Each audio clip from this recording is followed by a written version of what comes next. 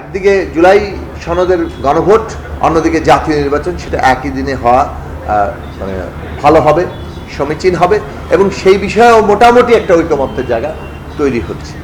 গত বৈঠকে আমরা সবশেষে কমিশনের কাছ থেকে সময় চেয়েছিলাম যে রাজনৈতিক দলগুলোর মধ্যে যথাসম্ভব একটা ঐকমত্য তৈরির জন্য, আলাপ আলোচনার জন্য আনুষ্ঠানিক অনানুষ্ঠানিক নানাভাবে আমরা সেই চেষ্টাটা আমাদের করা দরকার।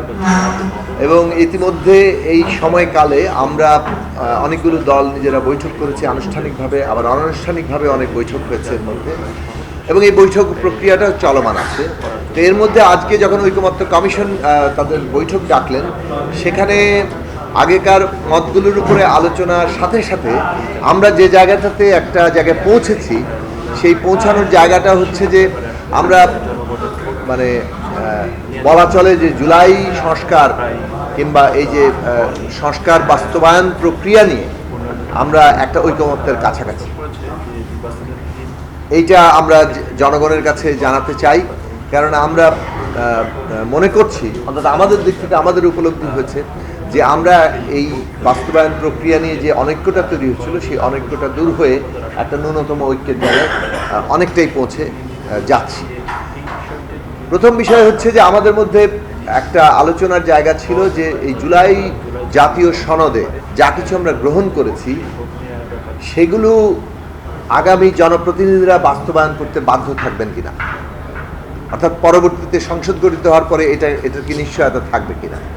সেই জায়গা থেকে এইটা একটা কমন ঐক্যের জায়গা হয়েছে যে জুলাই জাতীয় সনদ আগামী দিনে জনপ্রতিনিধিরা বাস্তবায়নে বাধ্য থাকবেন, এইরকম একটি আইনগত জায়গা, বাধ্যবাধকতা তৈরি করা হবে।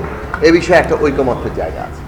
দ্বিতীয় জায়গায় এসেছিল যে এই জুলাই জাতীয় সনদের জনগণের যে মানে এই অংশগ্রহণ এবং জনগণ যে এটাকে আসলে সমর্থন করেন তার যে ভিত্তিটা, সেটা তৈরি করা, তার জন্য একটা গণভোটের প্রশ্ন। এই গণভোট কেউ কারো প্রস্তাবে ছিল আগে, কারো প্রস্তাবে ছিল একই জাতীয় নির্বাচনের দিনে।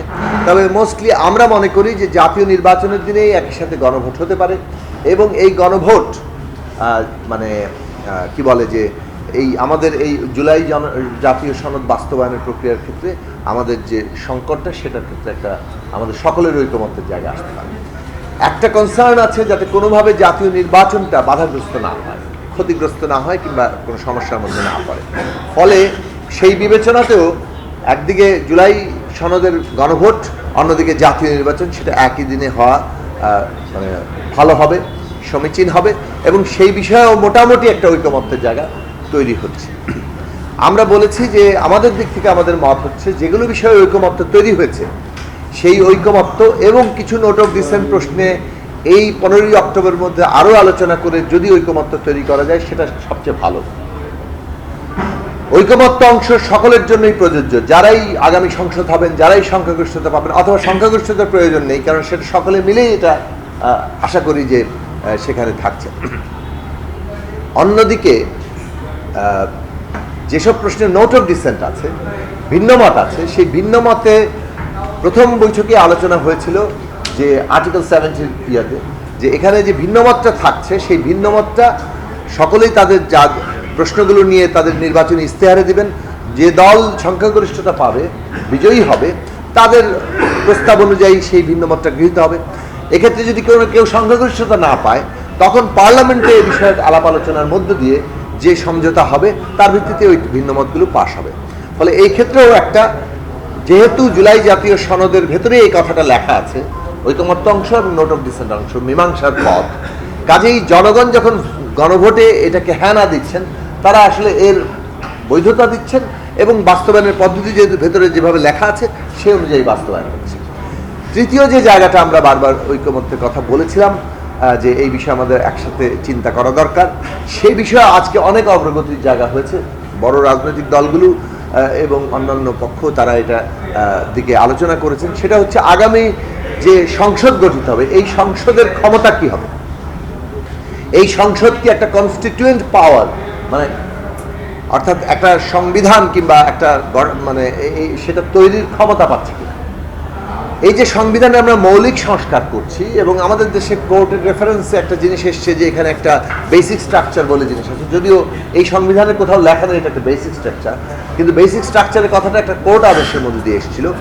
সেই দিক থেকে একটা বিতর্ক উঠতে পারে যে বেসিক স্ট্রাকচার বদল করলে সেটা আসলে সংশোধনী দিয়ে কাভার করে কিনা।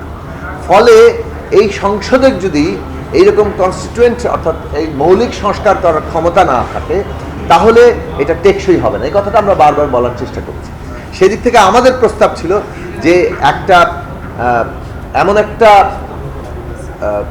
আদেশ থাকা অথবা অধ্যাদেশ থাকা যেটার মধ্য দিয়ে আগামী সংসদকে দুটো রাজনৈতিক ক্ষমতা দেওয়া হবে। একটা হচ্ছে 5 বছর এই তারা দেশ পরিচালনার কাজ করবেন, নিয়মিত কাজ করবেন, অন্যদিকে আরেকটা হচ্ছে তারা মৌলিক সংস্কারের এখতিয়ার প্রাপ্ত হবে। এবং জুলাই সনদের ভিত্তিতে মৌলিক সংস্কারের এখতিয়ার পেয়ে তারা যদি এই কাজটি করেন তাহলে ওই কনস্টিটিউয়েন্ট পাওয়ারের যে জায়গাটা অর্থাৎ এটার যে বেসিক স্ট্রাকচার সহ পরিবর্তন করার যে ক্ষমতা সেই ক্ষমতাটা আছে। অবশ্যই এটা জুলাই সনদের ভিত্তিতেই, কারণ এই পুরো প্রক্রিয়াটাকেই আমরা আসলে তার ভিত্তি হিসেবে ধরছি। আমরা আরও বলেছি যে একটা নির্দিষ্ট সময় থাকতে হবে, অর্থাৎ প্রথম অধিবেশনেই জুলাই জাতীয় সনদের ঐকমত্যের অংশ গৃহীত হয়ে যাবে এবং সেই অনুযায়ী অন্যান্য যে মানে যা যা বাস্তবায়ন যদি আপার হাউস সহ নারী আসন সহ অন্যান্য যে সমস্ত বিচার বিভাগ সহ সেই বাস্তবায়নের কাজগুলো হয়ে যাবে। আর এই সামগ্রিক প্রক্রিয়া সম্পন্ন করতে অর্থাৎ মানে সংস্কারের যে ক্ষমতা প্রাপ্ত হচ্ছে সেটা যে নামই হোক, সংস্কার পরিষদ হোক কিংবা অন্য কোনো নামই হোক, সেটা একটা নির্দিষ্ট সময়ের মধ্যে শেষ করতে হবে। এই সবগুলো জিনিস আদেশ আকারে জুলাই জাতীয় সনদ বাস্তবায়ন প্রক্রিয়া আদেশ এইরকম একটি আদেশ সরকার গ্রহণ করতে পারে এবং প্রত্যেকটি জিনিস 1, 2, 3, 4 করে তারা খুবই বিস্তারিতভাবে উল্লেখ করতে পারে, যার মধ্য দিয়ে এই জুলাই জাতীয় সনদ বাস্তবায়ন প্রক্রিয়াটি সম্পন্ন